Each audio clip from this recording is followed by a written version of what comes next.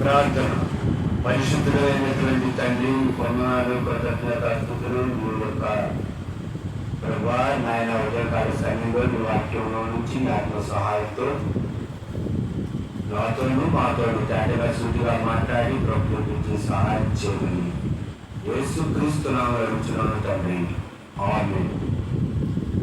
దేవుని యొక్క వాక్యాన్ని వింటాను. ఈ యొక్క మధ్యాహ్న కాల సమయంలో మత్తయి గారు రాసినటువంటి సువార్త 20వ అధ్యాయము 13వ వచనాన్ని చదువుకున్నాం. దేవుని యొక్క వాక్యం చదవండి.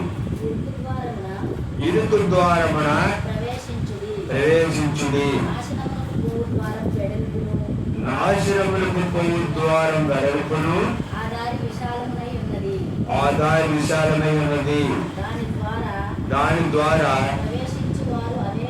ప్రవేశించువారు అనేకులు. జీవమునకు పోవు ద్వారము ఇరుకును, ఆ దారి సంకుచితమై ఉన్నది. దాని కొనుగోలు వారు కొందరే. ప్రభు అయినటువంటి యేసుక్రీస్తు వారు శరీరధారిగా ఉన్నటువంటి దినాల్లో యేసుక్రీస్తు వారు దేవుని యొక్క సువార్త, దేవుని రాజ్య వ్యాప్తి, పరలోక రాజ్యం యొక్క సేవ పరిచర్య ప్రారంభించడానికి ముందు ఆయన నీటి ద్వారా బాప్తిసం తీసుకొని 40 రోజులు ఉపవాసం ఉన్న తర్వాత యేసుక్రీస్తు ప్రభువారు మొట్టమొదటిగా నోరు తెరిచి ఆయన బోధించడం ప్రారంభించారు. మత్తయి సువార్త 5వ అధ్యాయము, 6వ అధ్యాయం, 7వ అధ్యాయం, ఈ 3 అధ్యాయాలు కలిపి ఒకే ఒక ప్రసంగం. దాన్ని ఏమన్నారంటే కొండ మీద ప్రసంగం అన్నారు. యేసుక్రీస్తు ప్రభువారు చేసినటువంటి ప్రసంగం కొండ మీద చేశారు కాబట్టి దాన్ని కొండ మీద ప్రసంగం అన్నారు.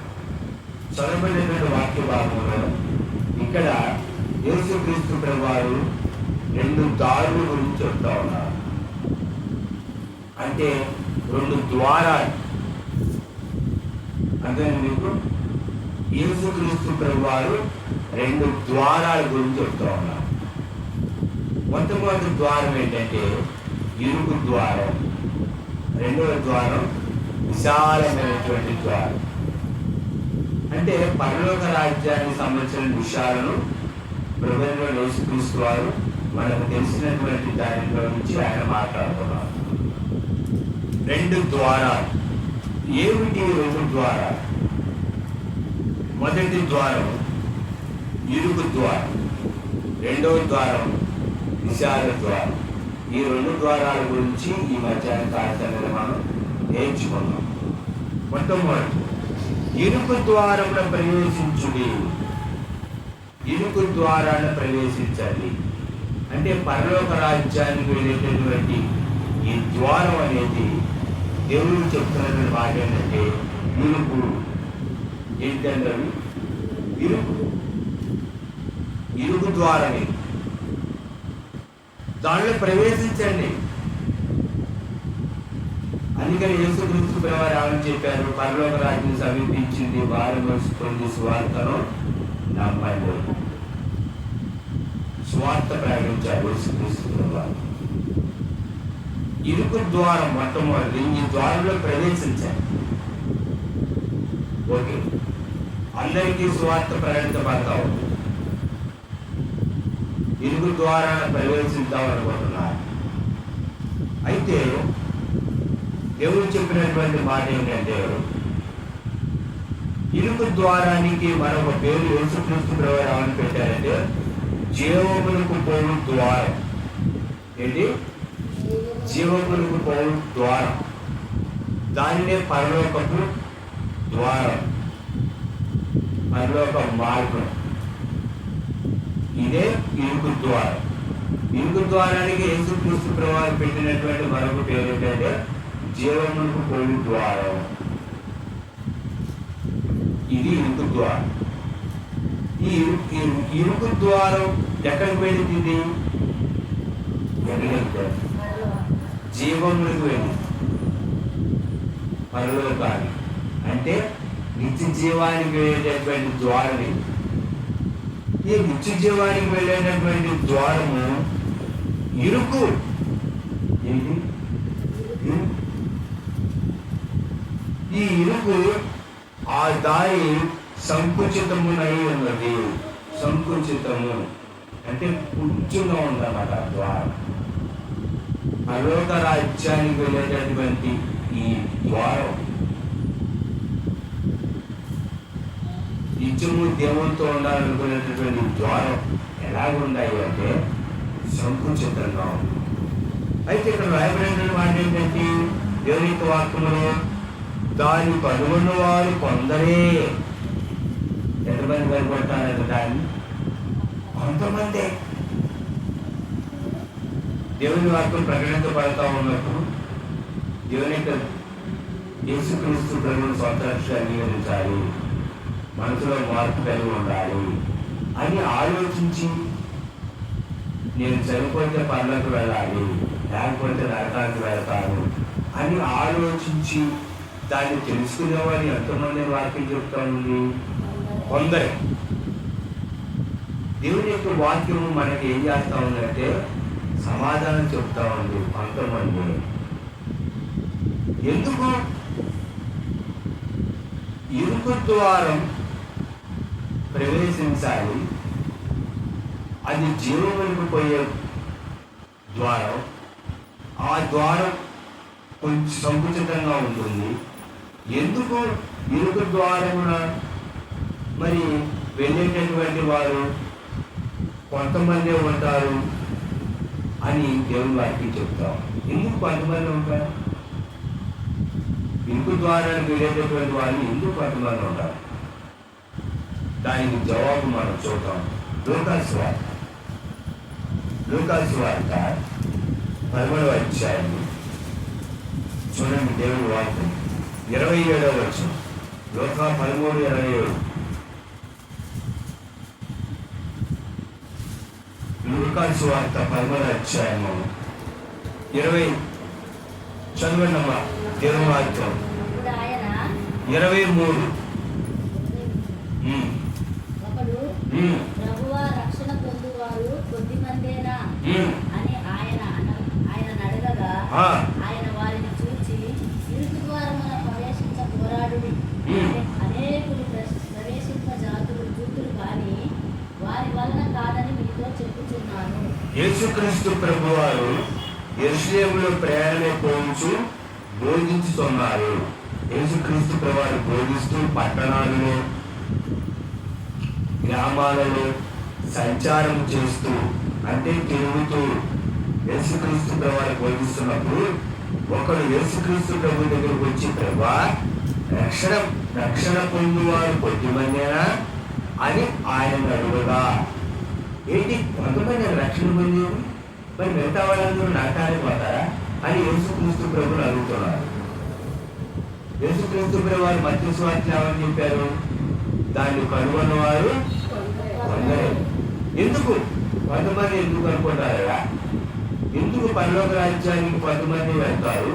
ఎందుకు పరలోక రాజ్యానికి వెళ్ళేటటువంటి ఆ యొక్క ఇరుకు ద్వారాన్ని కొంతమంది కనుక్కుంటారు? కారణం ఏంటి అని ఒకడు యేసుక్రీస్తు ప్రభువారిని ప్రశ్నిస్తున్నారు. అప్పుడు యేసుక్రీస్తు ప్రభువారు చెప్పినటువంటి సమాధానం, ఆయన వారిని చూచి ఇరుకు ద్వారమున ప్రవేశింప పోరాడుడి.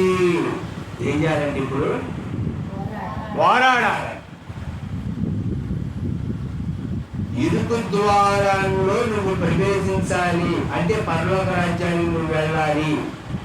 జీవములకు పోగు ద్వారంలోకి నువ్వు వెళ్ళాలి అంటే నువ్వు పోరాడాలి. ఏమిటి పోరాటం? దేవుని వాక్యం ఏమని రాయబడింది? గలతీయులకు రాసిన పత్రిక అపోస్తలుడైన పౌలు గారు 5వ అధ్యాయంలో దేవుని వాక్యం ఏమని రాయబడింది చూడండి. మీరు గలతీయులకు రాసిన పత్రిక 5వ అధ్యాయం 5వ అధ్యాయము దేవుని వాక్యం.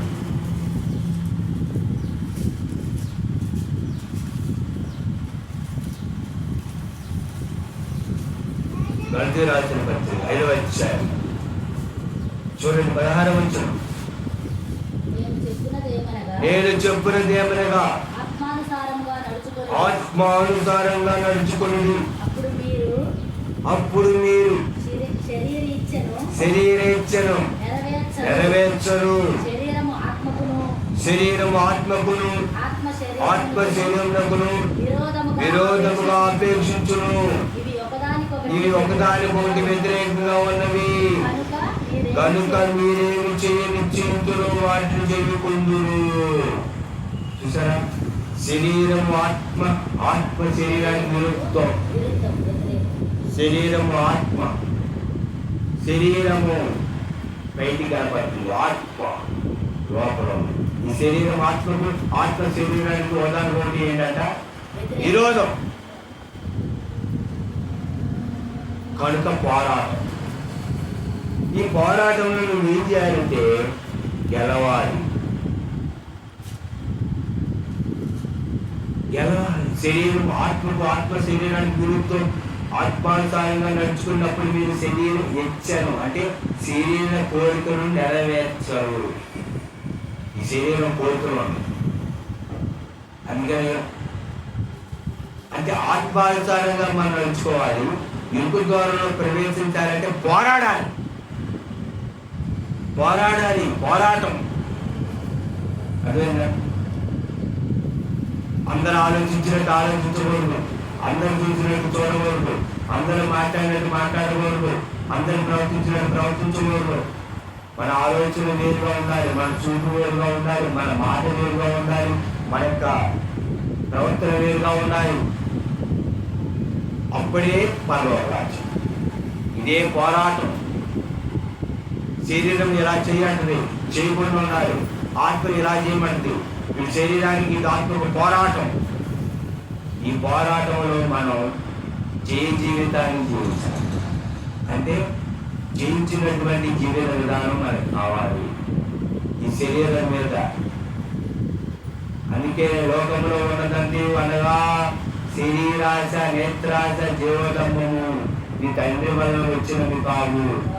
ఇవి లోక సంబంధమైనవి, లోకంలో ఉన్నవి. కాబట్టి శరీరాశను, నేత్రాశను, గర్వాన్ని జయించాలి. ఇదే పోరాటం, నిరంతర పోరాటం. ఈ భూమి మీద ఉన్నంత కాలం పోరాడాలి. శరీరం ఎలా చేయబడదు, ఆత్మ ఇంకొద్దు, మంచి పని కాదు. మంచి చెడులు నిత్య వృక్ష పరమను కిందను నిత్యంగా చచ్చిన నవ్వుకు ఆజ్ఞాపించను. దేవుడు చెప్పాడు, నువ్వు తినద్దు, కింద చచ్చిపోతావు. దేవుడు మాట తినద్దు అని చెప్పింది, కానీ శరీరం చెప్పింది అపవాది ప్రేరేపించే శరీరం తిను. చూడటానికి ఎలా ఉందంటే ఆ పండు రమ్యంగా ఉంది, కరువుకు అందంగా ఉంది, తినాలనిపించింది, కొలుసుకుంటాను. ఆనాటి నుండి ఈనాటి వరకు అదే పరిస్థితి. పోరాటమే ఎప్పుడు.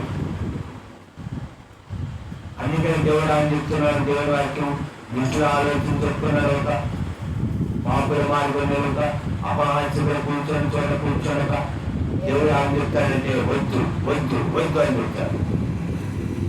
మనం కావాలనిపించిందంటే ఏంటి దేవుడు పడతా వద్దు అని చెప్తారు అని. నీ ఇష్టానుసారంగా నేను ఇష్టం వచ్చినట్టు నువ్వు దేవుని వాక్య ప్రకారం జీవించకుండా నీ ఇష్టం వచ్చిన నువ్వు జీవించావనుకోండి, నువ్వు నరకాలిగా. దేవుడి వాక్యానుసారంగా నువ్వు జీవించావనుకోండి, దేవుడు చెప్పినట్టు విన్నామనుకోండి, అప్పుడు నువ్వు పర్వాలేదు. అదే కదా దేవుడు చెప్తాడు, ఇలా ఆలోచించడంతో ఇది తప్పు అని చెప్తాడు, ఇలా చూడద్దు ఇది తప్పు. అందుకని దేవుడి వాక్యం రాయబడింది, నీ కన్ను మంచిదైతే దేహమంతా మంచిది, నీ కన్ను చెడ్డది దేహమంతా చెడ్డది. అదేనంటారా? నీ కన్ను నిన్ను అభ్యంతరపరిస్తే, నీ చెయ్యి నిన్ను అభ్యంతరపరిస్తే, నీ కాలు నిన్ను అభ్యంతరపరిస్తే పెరిగేసేయి. రెండు కళ్ళు కలిగి నరకల పోతుందంటే ఒక్కరితో పర్లోకం మంచిది. రెండు చేతులు కలిగి పర్లోకం నరకానికి పెట్టంటే ఒక చేయి కలిగి నీవు జీవంలో ప్రవేశించుట మంచిది. ఒక కాలు కలిగి నువ్వు పర్లోకంలోకి వెళ్తాం మంచిది, రెండు కాళ్ళు నరకంలోకి వెళ్తాం. నీలో ఉన్నటువంటి కామ, క్రోధ, లోభ, మోహ, మత, మత్సర్యాలను నువ్వేం చేసుకోవాలంటే స్వాధీనపరచుకోవాలి. ఈ ప్రపంచంలో స్వాధీనపరచుకునేటువంటి శక్తి యేసుక్రీస్తు ప్రభువారు ఇవ్వగలుగుతారు. ఆయన తప్ప ఎవరు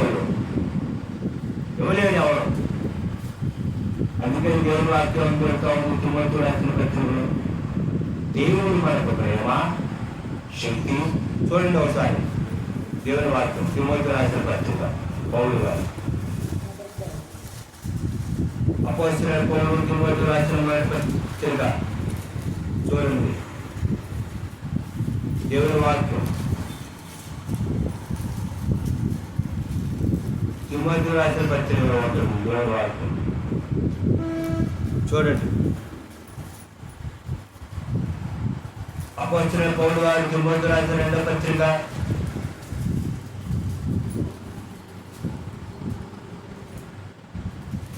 7వ వచనం, 10వ అధ్యాయం 7వ వచనం.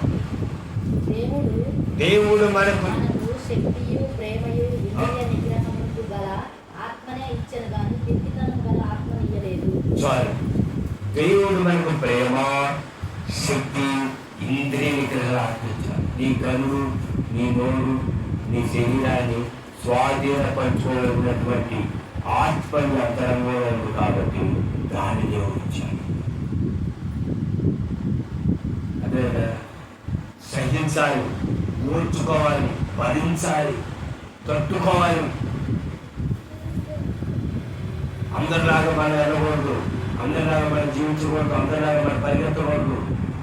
ఎవరైతే ఓర్చుకొని సహించి దిగమించుకొని అలాగా బ్రతుకుతారో వాళ్ళకి ఇచ్చి, ఎవరైతే ఓర్చుకోకుండా సహించకుండా కాపాడుకోకుండా తమ ఇష్టాంతాన్ని జీవిస్తారో వాళ్ళకి రాదు. అంటే యేసుక్రీస్తు తీర్చేట నీ శరీరాన్ని ప్రేరేపిస్తాం. శరీరం ఆత్మ శరీరం విరుద్ధం పోరాటం, మానసికమైనటువంటి పోరాటం. అదే మనసులో పోరాటం.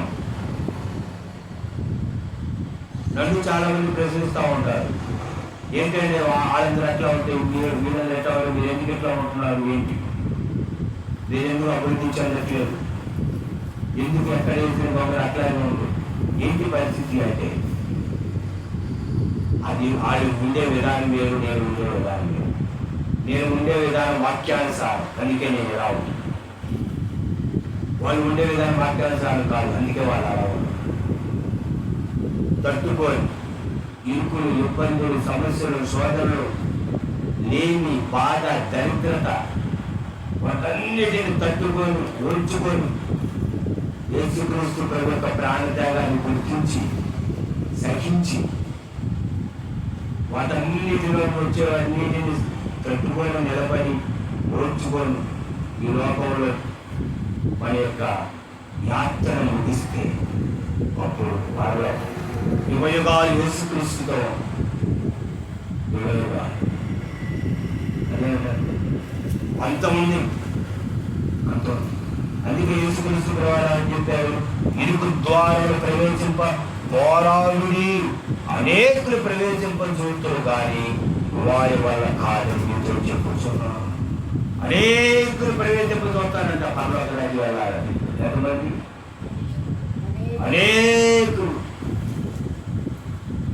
అనేకులు పరలోక రాజ్యానికి వెళదామని చూస్తారు కానీ వారి వల్ల కాదు.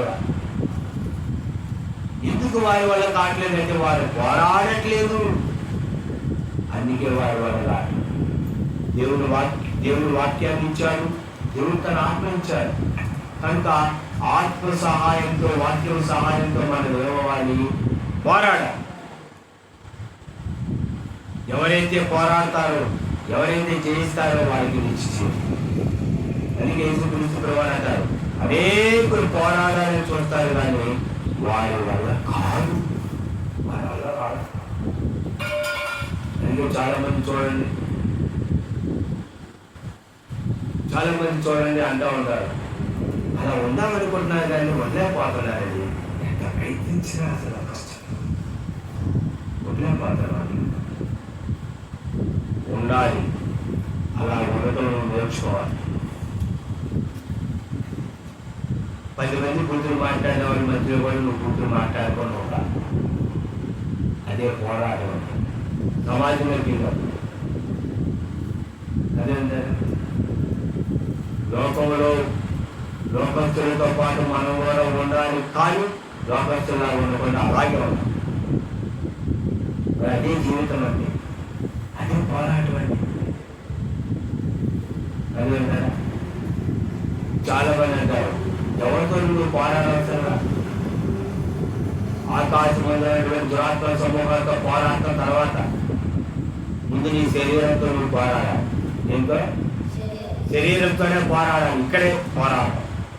శరీరం ఆత్మ శరీరం గురుతో శరీరం అంటుంది చెయ్యి ఏం కాదు, అని చేసేది ఆత్మ చేయదు.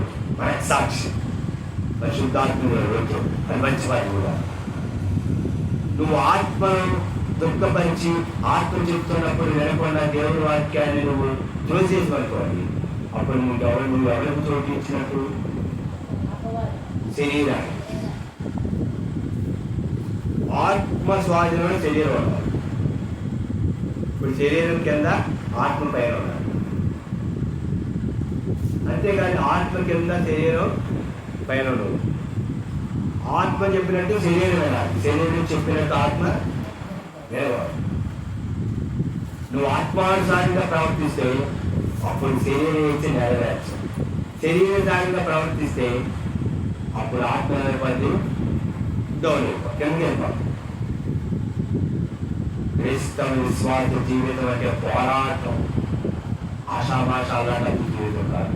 అనేకులు ప్రవేశింపు పెడతారు, అనేకులు వెళ్తారు. ఈరోజు చాలా మంది మందిరాలకి 50,000 మందిరాలకు వెళ్తున్నారు. మరి 50,000 మందిరాలకి వెళ్ళే వాళ్ళందరూ పండగ వెళ్తారా?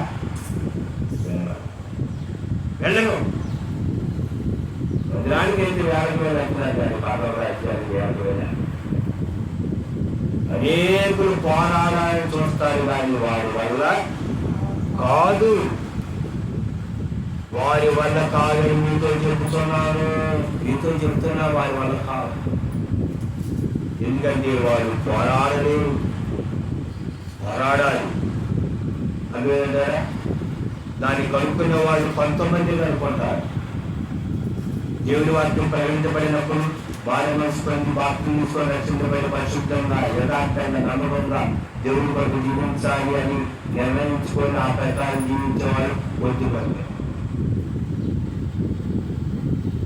ఇది ఇరుకు ద్వారా, ఈ ఇరుకు ద్వారా ప్రవేశించాలని ఖచ్చితంగా పోరాటం క్రైస్తవ జీవితం అంటే అదే పోరాటం. చాలా మంది అంటూ ఉంటారు, మీరు ఆడకలాగా ఎందుకు ఉండట్లేదు, ఎడకలాగా ఎందుకు పెట్టి ఉండట్లేదు, మీకంటే వన్య మధ్య పరిచయకు వచ్చిన వాళ్ళు అభివృద్ధి చేస్తున్నారు, మీరు ఎందుకు అప్పుడులాగే ఉన్నారు ఇప్పుడు కూడా అంటారు. దేవుడి కొరకు ప్రభు అయినటువంటి యేసుక్రీస్తు వారి ప్రాణత్యాగాన్ని గుర్తించినటువంటి వారు అలా ఉండాలి. అంతేనంటారు. చాలామంది అంటారు, ఆ నీతిగా యథార్థంగా నమ్మకం ఉంటే పోకూడతారు. దొరకదు పోవా. అందుకనే నీతి నిమిత్తం హింసించే వారు ధన్యులు పరలోక రాజ్యం వారి. నీతి కొరకు ఆకలి తప్పులు గల వారి ధన్యులు పరలోక రాజ్యం వారిది. నీతి కొరకు నీతిగా నువ్వు ఉండాలంటే ఆకలి దప్పిక కలిగి ఉండాలి. నీతి కోసం ఉండాలంటే నీతి కొరకు అయినటువంటి ఆకలి దప్పిక నువ్వు కలిగి ఉండాలి. వారిదే పరలోక రాజ్యం అని యేసుక్రీస్తు వారి గురించి చెప్పడం అంతేసుకోవాలి. అలా ఉండాలి. అదేనండి, అలా ఉన్నప్పుడే నీ కొరకు దేవుడు ఇస్తాడు పరలోక రాజ్యం. ఎదురైన వార్తలు పరలోక రాజ్యం నీది. ధనవంతుల పరలోక రాజ్యంలో ప్రవేశించడం కంటే సూది గర్జంలో ఒంటె చూడటం సులభం. సూది గర్జన చూడటం సూదికి బెల్చం. ఆ సూది బెల్చంలో వడ్డీ దూరుతానికి అప్పుడు ఉంటాం. అయినా ధనవంతుల పరలోక రాజ్యంలో ప్రవేశించినట్లంటే ధనవంతుడైన వారు పరలోక రాజ్యానికి వెళ్ళరు. ఎందుకంటే వారు తమ ధనం మీద నమ్మకం ఉంచుతారు, దేవుడి మీద నమ్మకం ఉంచుతారు. వేరైన వారు దేవుడి మీద నమ్మకం ఉంచుతారు కాబట్టి వారి దగ్గర ధనం ఉండదు. కనుక ఇరుకు ద్వారంలో నువ్వు ప్రవేశించాలంటే, ఎప్పుడైతే ఇరుకు ద్వారంలో ప్రవేశించాలని నువ్వు నిర్ణయించుకుంటావో ఆనాటి నుండి నీలో పోరాటం మొదలైంది. అప్పటి నుంచి నువ్వు పోరాడాలి. ప్రభా నేను పోరాడలేకపోతాను అంటే పరిశుద్ధాత్మను సహాయం చేస్తారు, వాక్యం సహాయం చేస్తుంది. అందుకే చాలా మంది అంటారు అందరిలాగా మనం ఉంటే తిన్నట్టే, అందరిలాగా మనం ఉంటే బతికినట్టే. అవును, అందరిలాగా నువ్వు ఉంటే అందరిలాగా నువ్వు నరకాడు కాదు. నువ్వు పరలోక రాజ్యానికి ఎట్లా? ఇరుకు ద్వారా కనుగొనేవాళ్ళు కొంతమంది, ఇరుకు ద్వారానికి వెళ్ళేవాళ్ళు కొంతమంది. ఇరుకు ద్వారం సంకుచితంగా ఉంటుంది. ఇరుకు ద్వారంలో వెళ్ళాలి పరలోక రాజ్యానికి అంటే ఖచ్చితంగా పోరాడిన వాళ్ళని. నేను జయించిన తండ్రితో కూర్చొని ప్రకారం జయించు అని నాతో కూడా కూర్చొని పెట్టుకును. యేసుక్రీస్తు వారి భూమి మీద సాధారణ జీవితాన్ని జీవించారు. లెక్కలకు బరువులను ఆకాశ పక్షులు భూమి ఉండడానికి, మనిషి కుమారుడు తలవాల్చడానికి స్థలం కూడా ఆయన స్థలంలో దిగులు సృష్టికర్త సర్వం సృష్టించి సృష్టికర్త స్థలం లేదు. ఒక వ్యక్తి యేసుప్రభువు నీతో పాటు ఉంటారంటే నాకేం లేదు. నక్కలకు బరువులు ఆకాశ పక్షులు భూమి, మనిషి కుమారుడు తలవాల్చడానికి స్థలం. ఒక సాధారణ జీవితాన్ని జీవించారు యేసుక్రీస్తు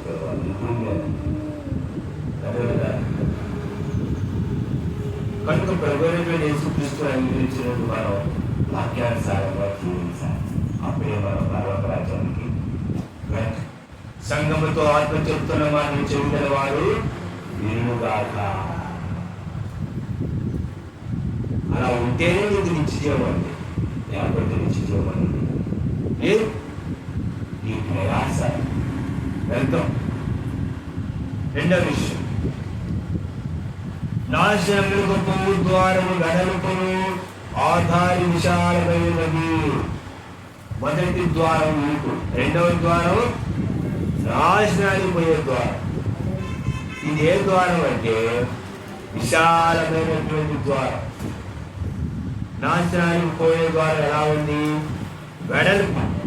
దాని ద్వారా ప్రవేశించేవారు అనేకులు అంట, అనేకులు. ఎవరిష్టం వాడిది, ఎవరనే పని లేదు. ఎట్టైనా ఉండొచ్చు, ఎవరైనా అంటారు. నేను ఎందుకంటే చేస్తున్నాను ఎవరంటారు. ఇష్టం వచ్చినట్టు నేను చూసుకుంటాను. నా ప్రాణమా తిరుగు తాగుము సుఖించు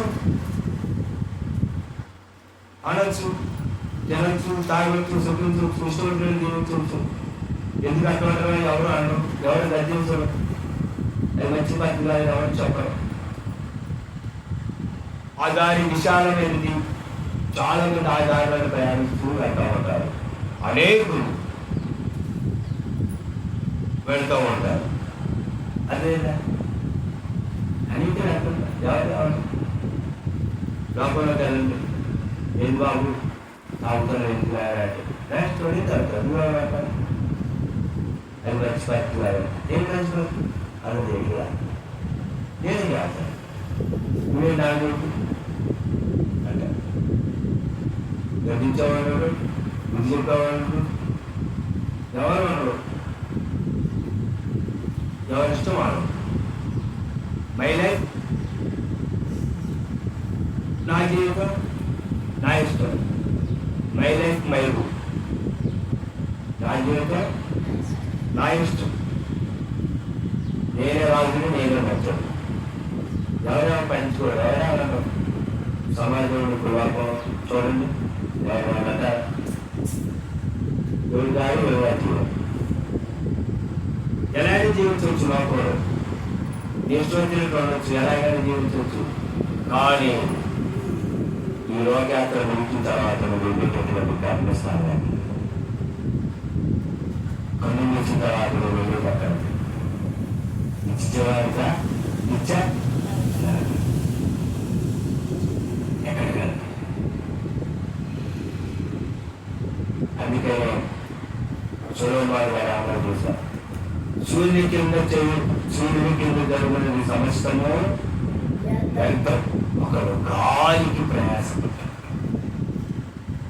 నేను చేసిన పనంతా చూడగా అది నా కనులకు ఎలా ఉందంటే సూర్యుని కింద జరుగుతుంది సమస్తం కూడా వ్యర్థం.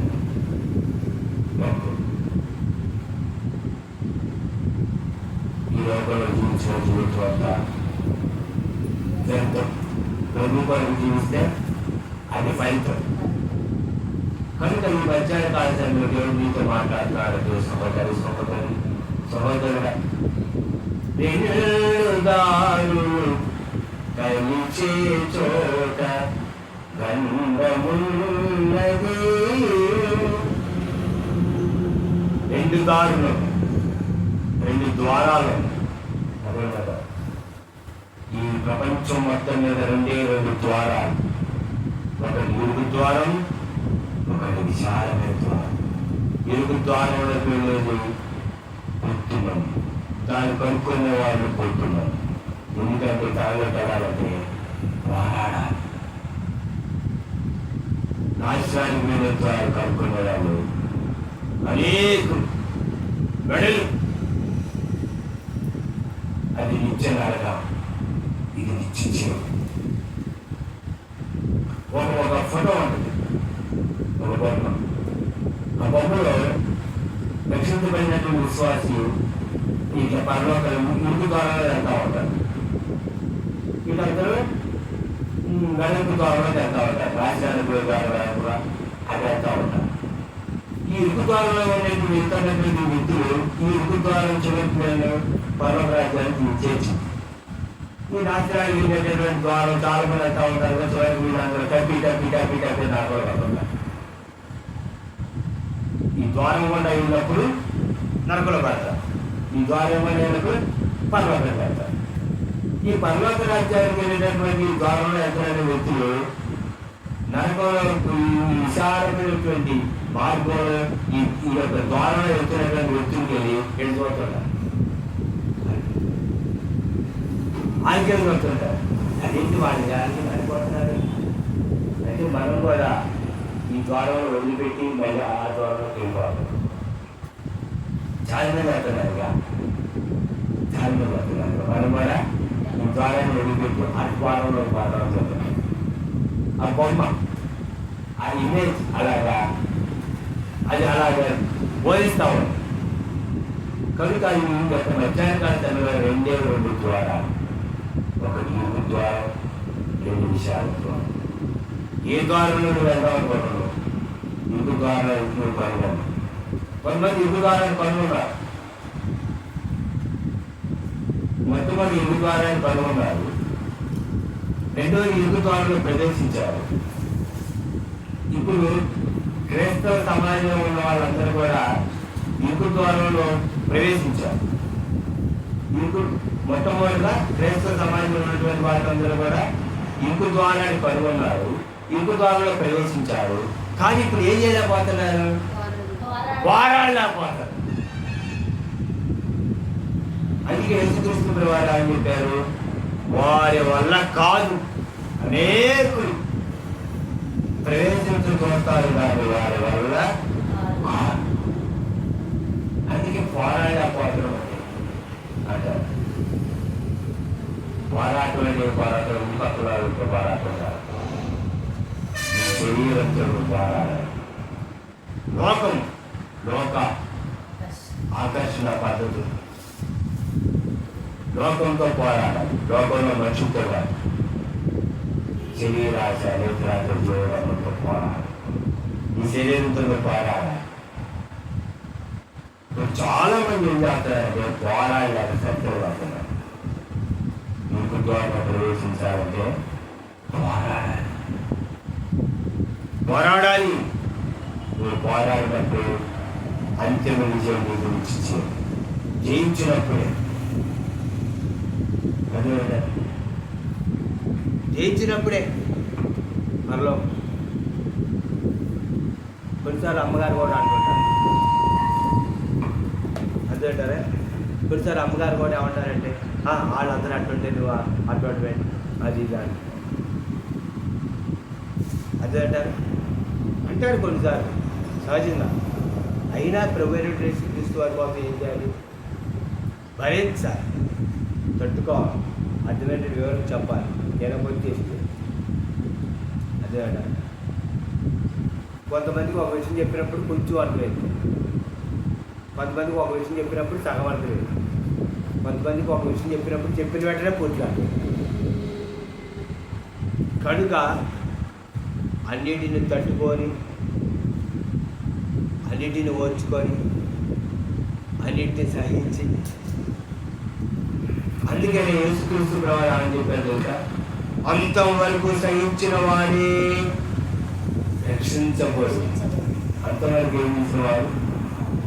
సహించిన వారు. ఈ కోసేపు ప్రాణం పోతున్నప్పుడు కూడా మీరు సహించి ఓర్చుకొని ఆయన ప్రాంతాన్ని గుర్తిస్తే అన్ని ముస పర్వం యుగయుగాలు ఎందుకంటే యుగయుగాలు అక్కడ ఏడుపు ఉండదు, దుఃఖం ఉండదు, కన్నీళ్ళు ఉండదు, వ్యాధులు ఉండదు, బాధ ఉండదు, ఏమి. అందుకని దాని వరకు ఏం చేయాలంటే నిరీక్షించాలి. నిరీక్షణ గలవారే సంతోషించు, శ్రమయందు ఓర్పు గలవారే ప్రార్థనయందు పట్టుదల నిరీక్షణ గలవారే సంతోషించు. నేను పర్వాలేదు, అది నిరీక్షణ సంతోషించు. ఈ శ్రమలో నువ్వు ఓర్పు కలిగి అనుకోవాలి.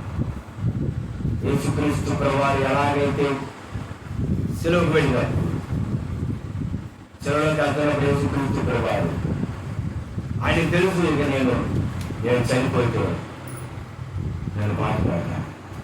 ప్రభు రక్తం దాచారు, ప్రాణం పెట్టారు, సమాచారం ఉంటారు. ప్రభు 3వ దినాన్ని లేచాడు, ఇచ్చి జీవంలో ఆయన ఆరోహణలో వెళ్ళిపోయాడు. అదేవిధంగా అందుకని యేసుక్రీస్తు ప్రభువారు అని చెప్పారు, దేహాన్ని చంపే వారికి భయపడతారు, దేహమును ఆత్మను నడపను పడతారు, శక్తి కలిగిన వారికి ముక్కిని భయపడతారు. ఆయనకి భయపడతారు. ఆయనకి భయపడితే నువ్వు ఈ లోకంలో జీవిస్తే ప్రభు ఇంకెంతకాలం? కొంతకాలం. అందుకే ఒక భక్తుడు పాట రాశారు,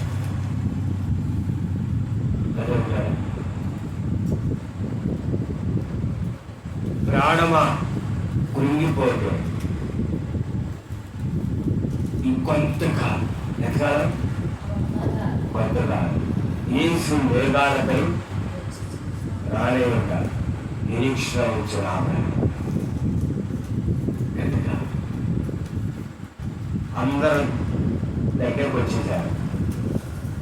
దగ్గరికంటే జీవితంలో సగం వాటర్ వచ్చేసారు. 40 దగ్గరికి వచ్చేసారు, సగం జీవితం అయిపోయింది. ఇంకా కొంతకాలం వచ్చుకొని సహించి అయినా నీ జీవితం ముగింపు వచ్చిందనుకో, ఈ లోకాలు ముంచుకో, దేవుడికి స్తోత్రం. తిరుగులేదు. ఈ కొంతకాలంలోనే నువ్వు ఓర్చుకో. అపవాది లోకములో విశ్వాసికి శ్రమ తప్పుకుంటారు, సోతాలు విలువక శోధించక మానడు, వాడు శోధించక మానడు. అదే శోధించక మానడు. పాము ఎలాగైతే కప్పను పట్టుకుంటారు అట్లా పట్టుకొని అది జాతర ఎగ్జాంపుల్. దాని చేతిలో నుంచి కప్పాడు తప్పించుకోవడం అనుకోండి. లోకంలో విశ్వాసికి శ్రమ తక్కువ కలగను, సాతాను చేరుకుంటున్నాను. కానీ లోకమును జయించిన యేసు మనకు ఉన్నాడు. జయించాలి తప్పకుండా జయించాలి, ఇస్తారు, తప్పకుండా ఇస్తారు జయించాలి. ఇక ఏంటి ప్రభా నా జీవితం ఏంటైనా అన్నిగా పరిస్థితులని నేను ఏం చేస్తానంటే ఇక పట్టేస్తాను, పరిస్థితులని నేను తారుమారు పడుతుంది. కానీ దేవుడు మీతో ఉన్నాడు. వెంటనే పటాపంచి చేస్తుంది దేవుడు. కనుక మధ్యాహ్న కాల సమయంలో